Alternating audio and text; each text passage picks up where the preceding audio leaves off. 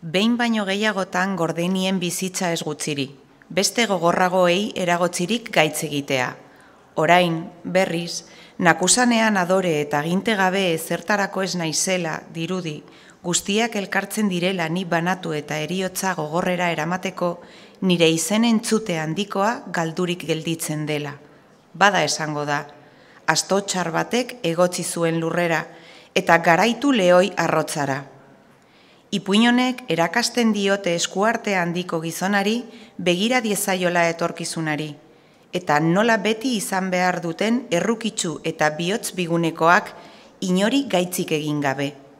Beldurra eta izua sartuaz ez dela adizkiderik egiten, eta bai amodio sartuaz mendeko eta beheragokoak. Ez dagoela lurrean oin lokatu gabeko tokirik, gora behera asko ikusten direla.